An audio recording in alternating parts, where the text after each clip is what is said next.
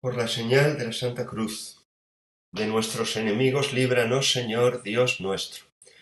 En el nombre del Padre, y del Hijo, y del Espíritu Santo. Amén.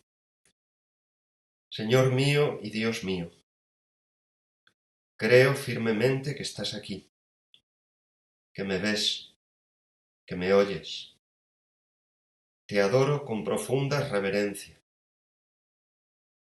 Te pido perdón de mis pecados y gracia para hacer con fruto este rato de oración. Madre mía Inmaculada, San José, mi Padre y Señor, Ángel de mi guarda, interceded por mí. En este martes santo, la Iglesia nos sienta en la última cena. En ese momento en que nuestro Señor quiso despedirse de los suyos, porque Él sabía que volvía al Padre, aunque ellos todavía apenas barruntaban algo. Jesús sabía desde el principio que iba a ser la última noche que pasaba con sus íntimos, con sus seres más queridos, después de su madre, con sus apóstoles. Y por eso quiso despedirse de ellos y qué humano es, porque quiso despedirse de ellos con una buena comida y con una buena cena. Uno diría, bueno, el Hijo de Dios sabe que se va de este mundo, se despedirá con una vigilia de oración, también, desde luego que sí, cómo no, y menuda vigilia de oración tuvo en Getsemaní, pero como era perfecto hombre, tenía la perfecta sensibilidad humana y también quiso despedirse con una buena comida y con una buena cena. Una cena pascual que además ese año quiso que fuera de lujo, porque eligió, y de nuevo se muestra Jesús como Señor en su pasión, igual que eligió Él el borrico sobre el que entró montado en Jerusalén, también eligió perfectamente el lugar donde quería celebrar la última cena y le dijo a los apóstoles: id a la ciudad, os saldrá un hombre al paso llevando un cántaro de agua, seguidle hasta la casa que entre y decid al dueño de la casa: el maestro dice, mi tiempo está cerca, en tu casa quiero celebrar la Pascua con mis discípulos. Y él os enseñará en la planta superior una sala ya amueblada, preparándonos ahí la cena. Es el dueño de todo, ¿eh? Pero además esa planta superior quiere decir que era una casa buena. Y el dueño de la casa, igual que el borrico, se rindió ante el Señor y se la dejó. Fue una cena de lujo, seguramente la cena pascual más lujosa que habían celebrado nunca. Pero el Señor quería que fuese así. Qué humano es esto. ¿A quién no le gusta cuando tiene que separarse de los seres queridos, comer, cenar con ellos? Al Señor también. Lo que pasa es que el Señor en esa cena estaba profundamente conmocionado por dentro. Los apóstoles apenas podían vislumbrar, quizás San Juan un poquito más, cómo le latía al Señor el corazón. Porque él miraba a cada uno de ellos y a la vez que sentía el enorme gozo de estar con aquellos a quienes él más amaba, miraba a cada uno de ellos y por dentro decía: tú me vas a dejar solo, y tú me vas a dejar solo, y tú me vas a dejar solo, y con lo que yo te quiero. Sabía que en el momento más terrible de su vida iba a quedarse solo en manos de sus enemigos, y que los que más quería también iban a huir y no le iban a acompañar. Y por eso el Señor estaba muy compungido. Al Señor se le ve en la última cena profundamente emocionado. Uno se lo imagina con las lágrimas allí amaneciendo en los ojos, a flor de ojos. Y así, mirándolos a cada uno de ellos, el Señor está muy consternado. Los apóstoles dicen: ¿qué le pasa, no?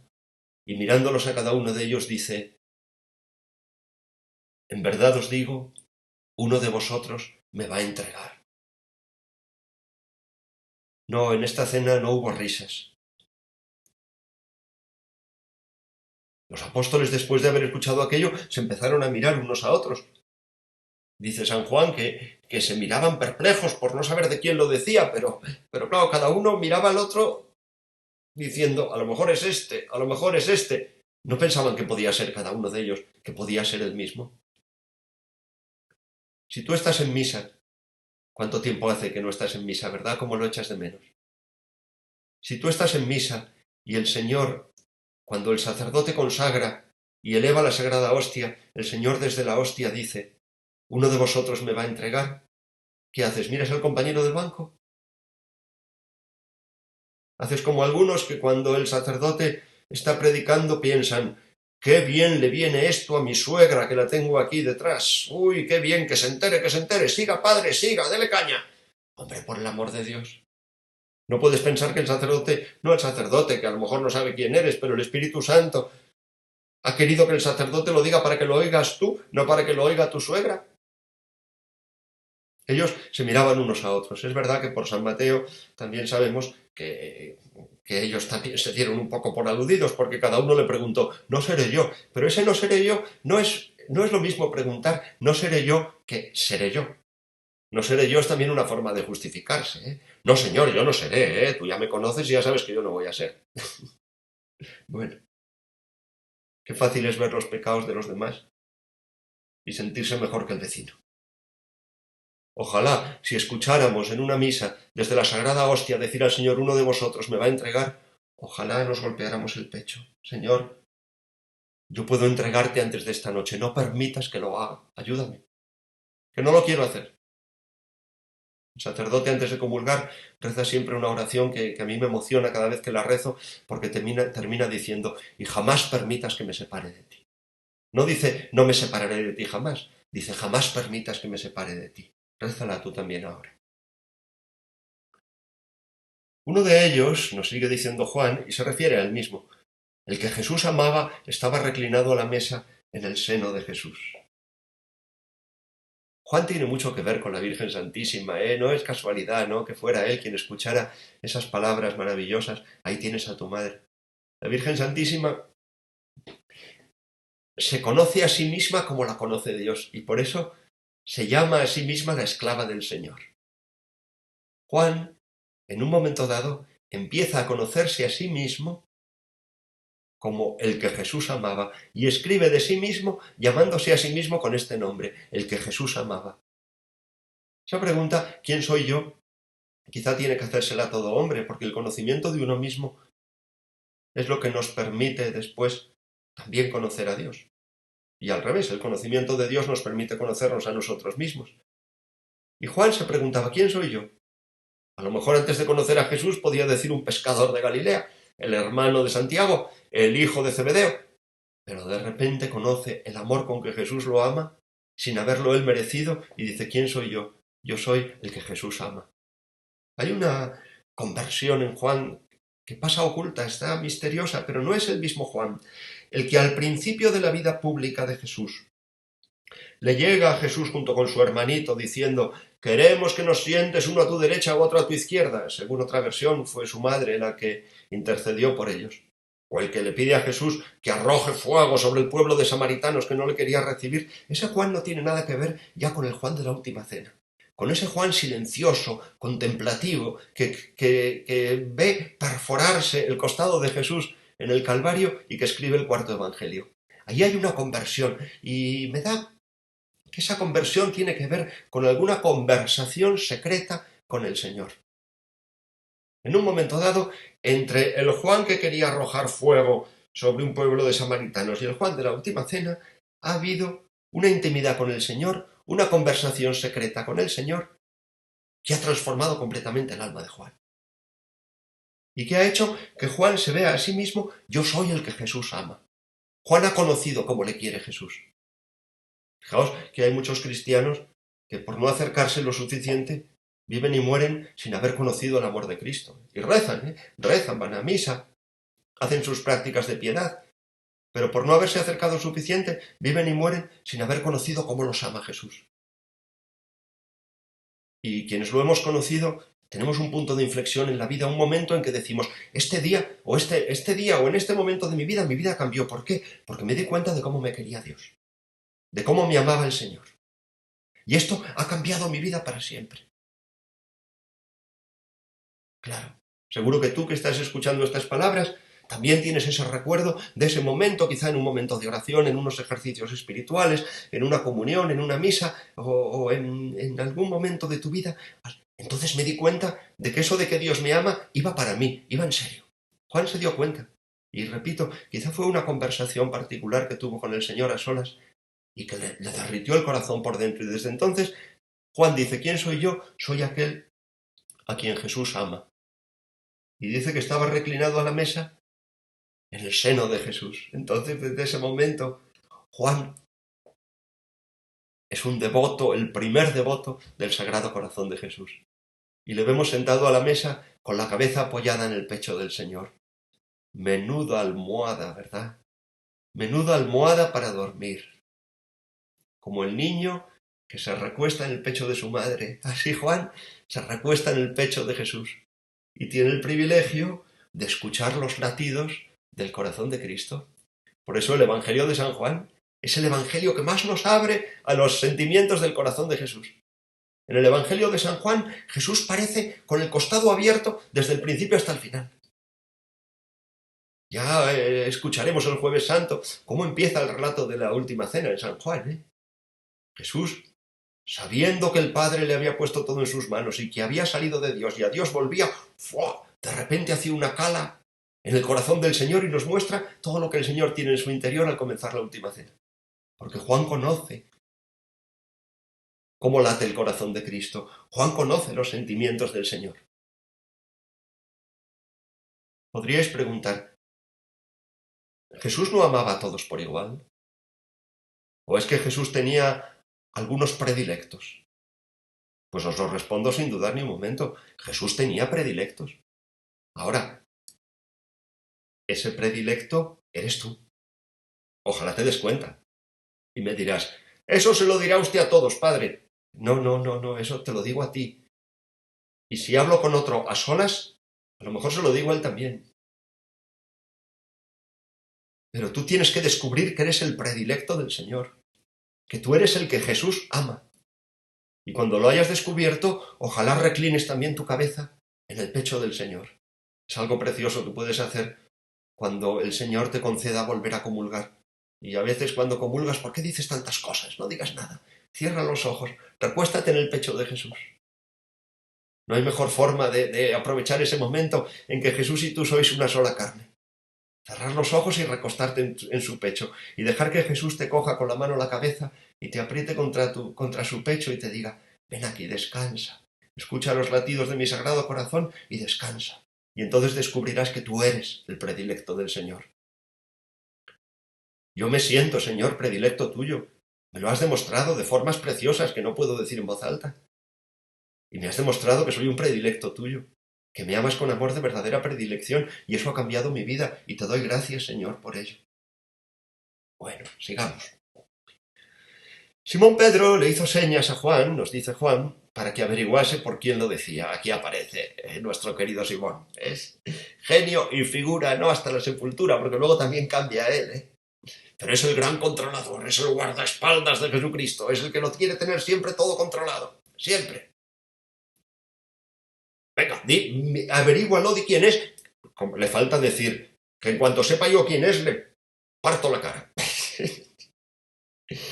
¿Cuánto tenía que aprender todavía Pedro? ¿Cuánto tenemos que aprender nosotros?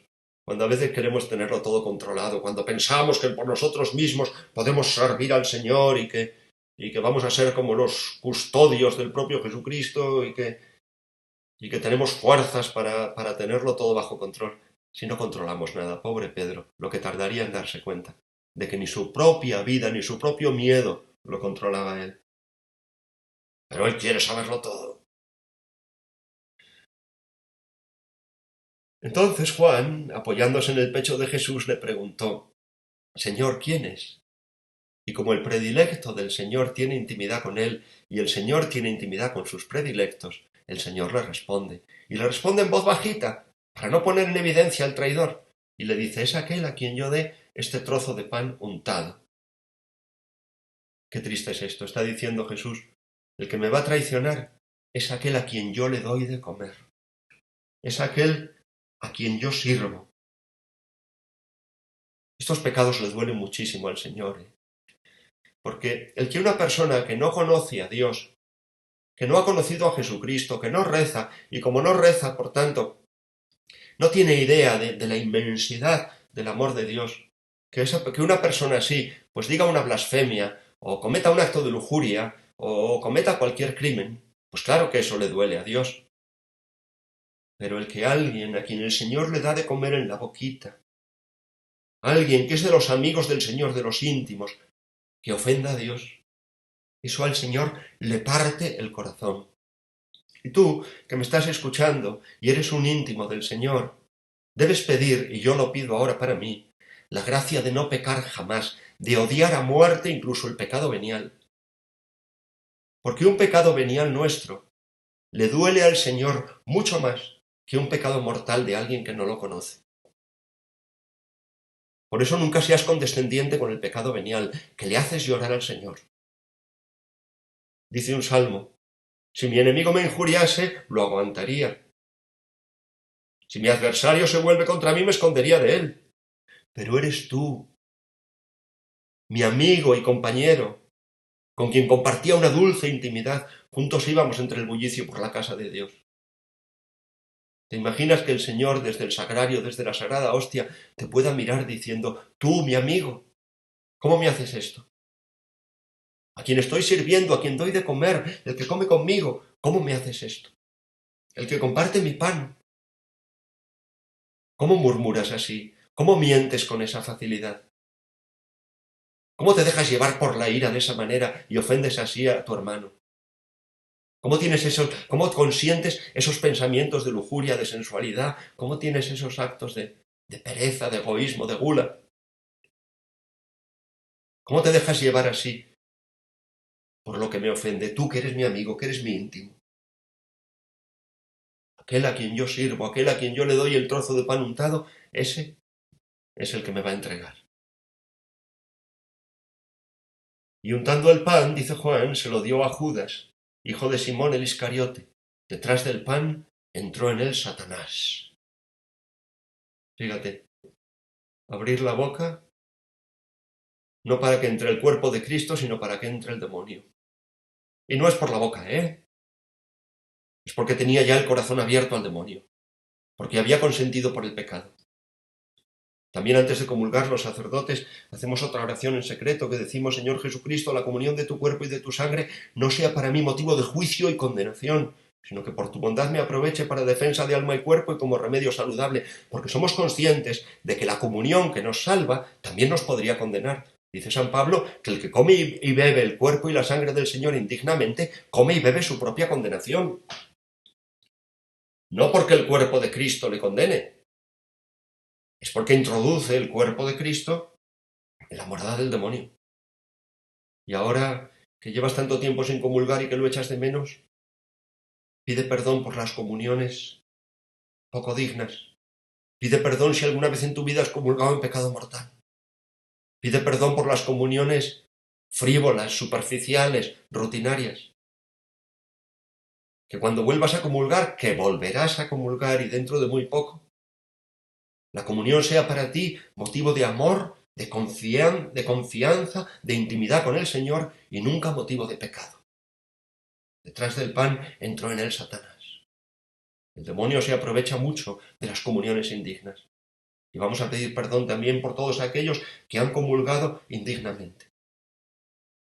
Y pidámosle al Señor que jamás, nunca más, se cometa ningún sacrilegio contra la Sagrada Hostia.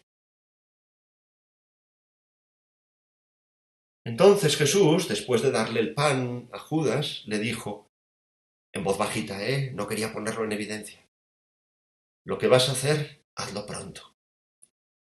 Estaba queriendo hacerle ver que él ya sabía perfectamente lo que tenía en su corazón, que a él no le estaba engañando, que él es Dios. Le estaba diciendo, Judas, a mí no me engañas, yo sé lo que tienes en el corazón. Le estaba dando una oportunidad para convertirse. Oh, si Judas en ese momento hubiera dicho, Señor, lo que voy a hacer ya no lo hago. Si Judas hubiera sido como la samaritana, que cuando Jesús le dijo, tienes 5 maridos y el que tienes ahora no es tu marido, cayó de rodillas ante él diciendo, dame de esa agua, y diciéndole a todos que había visto al Mesías. Si Judas hubiera sido como la samaritana al verse así descubierto, pero Judas no fue como la samaritana. Cuando se vio descubierto salió corriendo. Y no para decir a todo el mundo que había visto al Mesías, sino para traicionar al Hijo del Hombre. Jesús quería mucho a Judas. Jesús conocía la ponzoña que había en el corazón de Judas y lo quería mucho. Entre nosotros se dice muchas veces que el amor es ciego, como diciendo, cuando uno se enamora ya es incapaz de ver los defectos de la persona de la que se ha enamorado.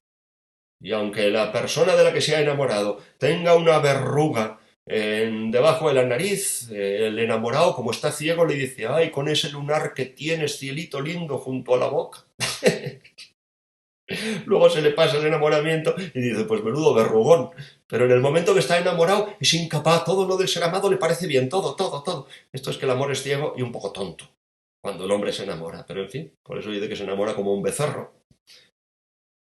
Jesús, sin embargo, nos ama, y nos ama con los ojos bien abiertos, y esto es el amor de misericordia. Nuestros pecados, nuestras traiciones, la ponzoña que puede haber en nuestro corazón, no es obstáculo para que Jesús nos quiera. Y al igual que a Judas, Jesús nos dice, conozco tu pecado, sé lo feo que puedes llegar a ser por dentro, pero aún así te quiero y no voy a dejar de quererte. Y de algún modo con la mirada, si Judas le hubiera querido aguantar la mirada, le decía, Judas, hagas lo que hagas, te voy a seguir queriendo. En Getsemaní le llamará amigo. Qué hermoso es el amor con el que el Señor nos ama. Porque mirad, a los hombres les podemos defraudar, al Señor no le podemos defraudar nunca. Porque ya conoce nuestro pecado, porque ya conoce nuestra miseria. Jesús, gracias por amarme así. Gracias por amarme como soy. Gracias por amarme incluso cuando estoy en mi pecado. Porque ese amor tuyo me redime y me limpia por dentro. Sé quién eres, Judas, sé lo que tienes ahí dentro y te quiero. Pero, sin embargo, nos dice San Juan que Judas salió. En cuanto, después de tomar el pan, salió inmediatamente. Y luego dice, era de noche. Y de verdad que era de noche, ¿eh? La noche más terrible de la humanidad. Porque el sol, el que es la luz del mundo, su vida iba a empezar a apagarse. Y desde luego era de noche. Y se hacía de noche también en el corazón sacratísimo de nuestro Salvador. Cuando sale Judas, Jesús se siente también con más libertad para hablar con los 11.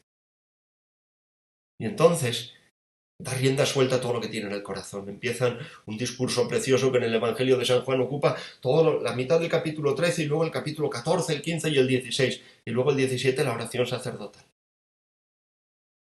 Y Jesús se desahoga con los suyos. Y comienza diciendo así, ahora es glorificado el Hijo del Hombre y Dios es glorificado en él. Si Dios es glorificado en él, también Dios lo glorificará en sí mismo, pronto lo glorificará. Claro, los apóstoles escuchaban, el Hijo del Hombre es glorificado, y para ellos, porque según el Antiguo Testamento así era, la gloria significaba el brillo de Dios. Por ejemplo, Moisés era glorificado cuando hablaba con Yahvé Dios en lo alto del monte o en la tienda del encuentro, y luego el rostro le brillaba. Gloria está emparentado con claritas, con claridad. Entonces el brillo de Dios, la gloria de Dios, se le pegaba al rostro y el rostro brillaba. Y ahora Jesús dice, ahora es glorificado el Hijo del Hombre, pero qué gloria más misteriosa, porque su rostro brillará, pero de sangre. Y lo que le cubrirá el rostro no será el brillo de Dios, sino los esputos, las bofetadas de los hombres y la sangre de la corona de espinas. Y cuando le veamos asomarse al balcón del pretorio y Pilato diga, aquí tenéis al hombre, en vez de ver el rostro brillante de Moisés, veremos el rostro cubierto de ultrajes del Hijo de Dios y recordaremos, ahora es glorificado el Hijo del Hombre. ¡Qué gloria la de la sangre del Cordero! Y que esto nos haga ver también que también nosotros, cuando el Señor permite que seamos cubiertos por el dolor y abrazados así por el dolor, también el Hijo de Dios está siendo glorificado en nosotros. Porque es Cristo, paciente, quien está poniendo en nuestra vida la gloria de su pasión. El dolor, para un Hijo de Dios, es gloria divina. Es la manera que tiene de brillar como brilló Jesús crucificado. ¡Qué gloria más misteriosa esa de la sangre! Ilumina sobre nosotros la luz de tu rostro, decía el Salmo, y así se iluminará, con esa sangre entregada generosamente al Padre por la salvación de todos los hombres. Y donde vean los hombres ultrajes, veamos nosotros la gloria. Los apóstoles fueron capaces de verle glorificado en el Tabor cuando su rostro sí brillaba. Pero ante el rostro ensangrentado y cubierto de salivazos de Cristo en el pretorio, volvían la cara. No sea así entre nosotros. Mirémosle, contemplémosle, enamorémonos del ece homo. Ahora es glorificado el Hijo del Hombre. Y fijaos con qué cariño les habla, que dice, hijitos, hijitos. Otra vez les había llamado así también, les había llamado hijos. No hijitos, pero hijos, cuando estaba muy triste porque el buen ladrón, porque el joven rico se había marchado, y le dice, hijos, qué difícil le va a ser a los ricos entrar en el reino de los cielos. Ahora va un paso más allá, está tan emocionado, es precioso esto, ¿eh? Dice, hijitos. Y sufre el Señor, me queda poco de estar con vosotros, ¿cómo os voy a echar de menos? ¿Y cómo me vais a echar de menos a mí? Diréis, pero si el Señor en el cielo va a estar, dice que va a estar con nosotros todos los días hasta el fin del mundo, sí, sí, y es verdad. Pero ese estar con ellos a la mesa, ese beber un buen vino con ellos, ese comer un buen cordero con ellos, ese reírse con ellos, el Señor es muy humano, ojalá que lo seamos nosotros también, deberíamos serlo, para eso somos hombres, ¿no? Y le echa de menos, se echa de menos. Hijitos, ya me queda poco de estar con vosotros. Me buscaréis, pero lo que le dije a los judíos os lo digo ahora a vosotros, donde yo voy no podéis venir vosotros, y lo dice con una enorme pena, me voy a tener que ir solo. ¿Por qué? Porque todavía no estáis desprendidos de las cosas de esta tierra. Si lo estuvierais, me seguiríais hasta la cruz, moriríais conmigo. Pero todavía estáis muy apegados a las cosas de la tierra. Y tú, y yo. ¿Estamos preparados para acompañar al Señor hasta el final? ¿O estamos todavía tan atados a las cosas de este mundo? Yo a veces he visto a personas morir como agarrándose a la pata de la cama porque no se querían morir. Y digo, hijo, si te vas con Dios. Sí, pero me acabo de comprar un abrigo y me he gastado mucho dinero, quiero usarlo. Esto es literal, ¿eh? Esto lo he oído yo. Qué pena, ¿no? Simón Pedro vuelve de nuevo con sus bravatas tan controlador. Señor, ¿por qué no puedo seguirte ahora? Yo daré mi vida por ti. ¡Hala! Venga, sigue. Y le habla el corazón, ¿eh? Que Simón Pedro quería mucho a Jesús. Lo que pasa es que era un inconsciente. Él le hubiera gustado ser su guardaespaldas, el guardaespaldas del Señor, no el niñito a quien el Señor tiene que proteger. Como cuando Jesús habló de su pasión y le dijo, de ninguna manera te sucederá esto, como diciendo, mientras yo esté aquí a ti no te toca a nadie ni un pelo, ¿que no? ¿Por qué te crees tan fuerte, Simón? Sí, te comprendo, te lo pregunto, pero te comprendo. ¿Cuántas veces nos ha podido pasar a nosotros? Nos ponemos a hacer propósitos como si fuéramos a cumplirlos y luego no cumplimos ninguno. Mejor te hubiera ido poniéndote de rodillas, Señor, quiero ir contigo, llévame. Ojalá te hubieras hecho niño. Jesús le contestó, ¿con que darás tu vida por mí? En verdad te digo, no cantará el gallo antes de que me hayas negado 3 veces. Y Jesús lo permitió, ¿eh? Y creedme, a veces Jesús permite en sus amigos pecados fuertes para que sean humildes. A veces he escuchado yo a personas decir, pero padre, si yo rezo todos los días, si comulgo todos los días, si rezo el rosario, no hay ni un solo día que deje mi rosario, ¿cómo he podido cometer este pecado tan feo? Pues mira, lo ha permitido Dios para que seas humilde, para que no te olvides de quién eres. Y ojalá sepas sacar bienes de este pecado porque Dios lo ha permitido para tu bien. Ojalá te des cuenta porque te pensabas que como rezabas tanto, ya eras alguien. Mira, pues que sepas que sigues siendo el mismo. Sé humilde y no volverás a cometer ese pecado. Reconoce que no puedes. Dile, Señor, yo no puedo ir contigo, pero quiero ir contigo, o mejor, pídeselo a la Virgen Santísima. Madre, yo quiero, no puedo, pero quiero. Quiero acompañar al Señor hasta el final, quiero estar con Él. Quiero entregar mi vida con Él. Por eso me quiero hacer niño y ponerme en tus manos para que igual que las mamás llevan a sus hijos de la mano, me lleves tú también, junto con Juan, que es otro niño también, hasta el pie de la cruz.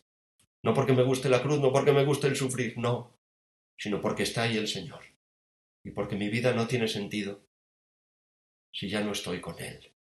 Y por eso, sea en el Tabor, sea en el Calvario, mi vida es Cristo, y lo que no quiero es vivir ni un solo segundo sin Él. Así que concédeme, Madre, ir contigo hasta allí, para no separarme de Él jamás. Te doy gracias, Dios mío, por los buenos propósitos, afectos e inspiraciones que me has comunicado en este rato de oración. Te pido ayuda para ponerlos por obra. Madre mía Inmaculada, San José, mi Padre y Señor, Ángel de mi guarda, interceded por mí.